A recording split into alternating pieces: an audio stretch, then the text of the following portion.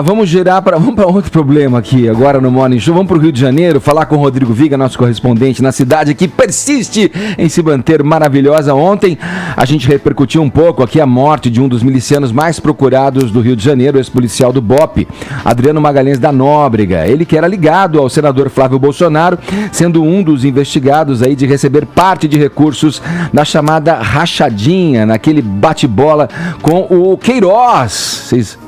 Famoso Queiroz, né? Agindo dentro do gabinete do Flávio Bolsonaro, então deputado estadual pelo Rio de Janeiro. Rodrigo Viga traz pra gente aí as atualizações sobre esse caso. Agora tem uma fala do governador Wilson Witzel aí, né? Que se manifestou sobre a ação policial que terminou com a morte do Adriano. O que exatamente disse Wilson Witzel? Bom dia, Viga! Fala, Ed Náufrago, beleza? Tudo tranquilo? Tá parecido com isso mesmo. A gente tá se safando no bote aqui. Rapaz, choveu muito, mas as cidades precisam ser repensadas. As cidades brasileiras não estão preparadas para chuva. Não estou dizendo nem chuva como essa de São Paulo, qualquer tipo de chuva. Essa história é muito aço, muito concreto, muita massa, muito volume, muito asfalto. Tem que criar uma porosidade, né, meu caro Edgar? Senão a água não tem para onde correr, né? Pois é. É a tal da impermeabilização do solo, né? Exatamente. E sem falar também na necessidade de uma oxigenação na cabeça de alguns dos nossos governantes. Meu caro Edgar, ouvintes internautas desse Morning Show, governador do Rio de Janeiro, Wilson Witzel, a exemplo do que fez, né? Naquele episódio da Ponte Rio-Niterói, ficou marcado no ano passado, no ano de 2019, quando ele desceu do helicóptero na Ponte Rio-Niterói comemorando a morte de um sequestrador. Também agora está celebrando, está comemorando a morte do ex-capitão do BOPE, da Polícia Militar, o capitão Adriano, como ele era conhecido, ou o capitão Gordinho. Ele era meio parrudinho, depois começou a malhar, ficou mais forte. O meu caro gigante já dizia isso aqui ontem. Os advogados dizem que ele foi executado, não foi alvo de um cerco, de uma troca de tiros. A polícia da Bahia, em consonância, né, em parceria com a polícia do Rio de Janeiro, disse que começou a monitorar aquelas pessoas que orbitavam, né, que conviviam com o ex-capitão do BOPE, o miliciano chefe do escritório do crime, para chegar a ele. Um desses asseclas, né, um desses assessores acabou dando com a língua nos dentes e entregou o paradeiro do capitão Adriano. Agora, sincera e honestamente, houve um tempo aqui no Rio de Janeiro que teve um governante muito famoso que dizia que bandido bom é bandido morto. Mas num caso como esse, meu caro Edgar, ouvintes e internautas do Morning Show, bandido bom era bandido preso, sendo interrogado através do trâmite legal e entregando as respostas de muitas perguntas que estão em aberto, né? Afinal de contas, a ex-mulher dele, eu estou aqui na Assembleia Legislativa do Rio de Janeiro para falar da SEDAI, vai ter uma audiência pública por aqui, a água continua uma porcaria.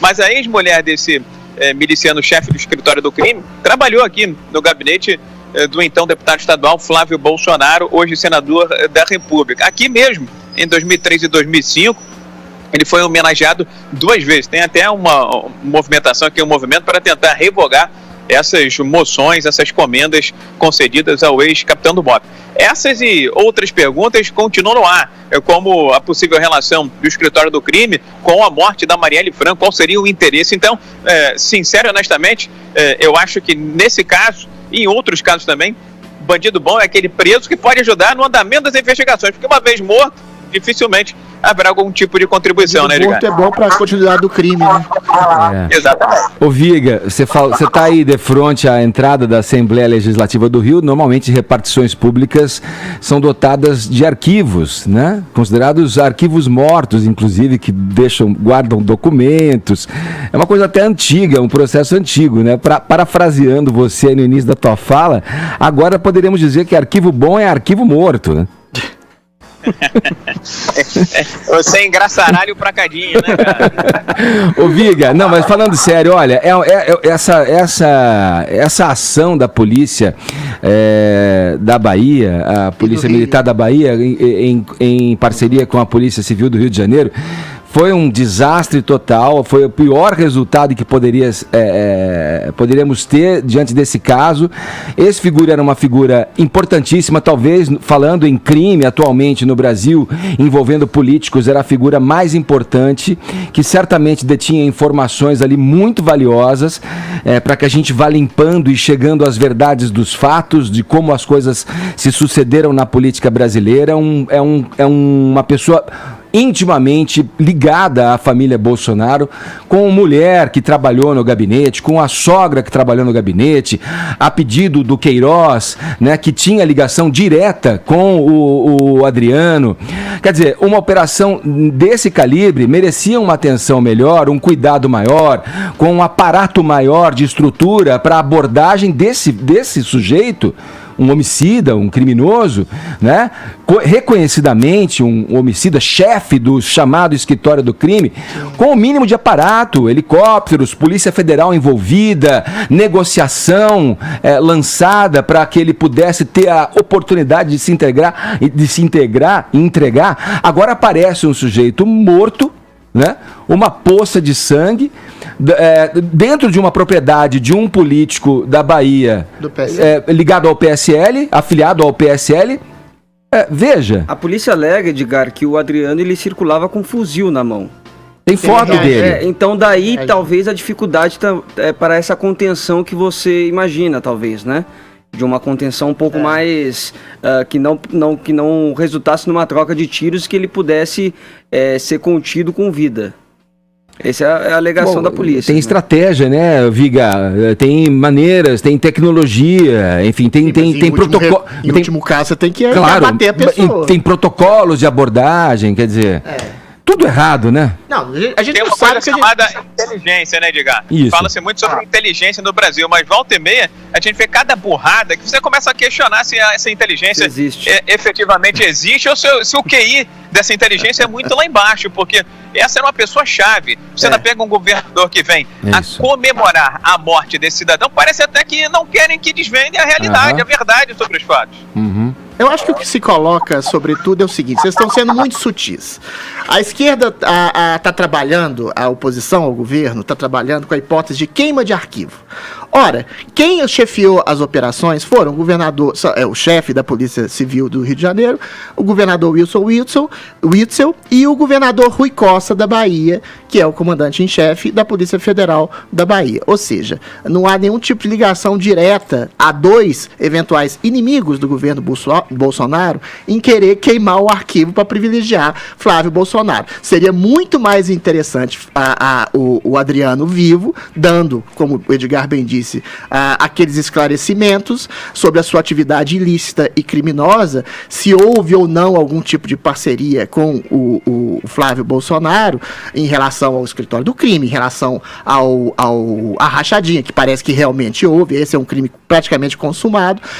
Ou seja, eles não teriam nenhum tipo de intenção, não teria nenhum tipo de ação direta do Sérgio Moro de comandar esse tipo de coisa. Ou seja, eu acho que a hipótese de queima de arquivo levantada de maneira extremamente leviana pela esquerda, a gente pode eventualmente execrar de toda maneira. Mas eu repito o que eu disse aqui.